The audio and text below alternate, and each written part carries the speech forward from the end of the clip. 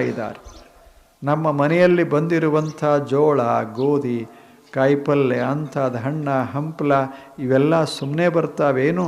ಇದಕ್ಕಾಗಿ ಒಕ್ಕಲಿಗ ಎಷ್ಟು ಕಷ್ಟಪಡ್ತಾ ಇರ್ತಾನ, ಭೂಮಿಯಲ್ಲಿ ಕಷ್ಟಪಡ್ತಾನ.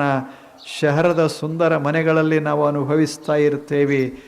ಅಲ್ಲಿ ನೀನು ಅನುಭವಿಸುವಾಗ ಮನುಷ್ಯನೇ, ನಿನ್ನ ಅರಮನೆ, ನಿನ್ನ ಮುಂಬೈ ಇರಬಹುದು, ಬೆಂಗಳೂರು ಇರಬಹುದು, ನೆನಪಿರಲಿ, ನಿನ್ನ ತಟ್ಟೆಯ ಮೇಲೆ ಅಥವಾ ನಿನ್ನ ಟೇಬಲದ ಮೇಲೆ ಇರುವಂಥ ಹಣ್ಣ ಇದು ಒಬ್ಬ ಮನುಷ್ಯ ಕಷ್ಟಪಟ್ಟು ಬೆಳೆಸಿದ್ದು. ಕೃತಜ್ಞನಾಗಿರು. ಎಷ್ಟು ಅದ್ಭುತ ಮಾತು. ಕೃತಜ್ಞನಾಗಿರು.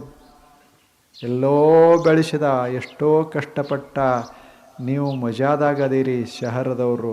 ಆದರೆ ಗೊತ್ತಿರಲಿ, ಏನೂ ಇಲ್ಲದೆ ಅರ್ಧ ಬಟ್ಟೆ ಹಾಕ್ಕೊಂಡು ರಾಡಿಯೊಳಗೆ ಕೆಲಸ ಮಾಡಿ ಧಾನ್ಯಗಳನ್ನೆಲ್ಲ ಬೆಳೆದು, ಧಾನ್ಯಗಳನ್ನು ಬೆಳೆದು, ಹಣ್ಣು ಹಂಪಲುಗಳನ್ನು ಬೆಳೆದು ತಾನು ಅನುಭವಿಸಲಾರದೆ ನಿಮ್ಮ ಮನೆಗೆ ಕಳಿಸ್ತಾನಲ್ಲ, ಅವ ದೇವರು.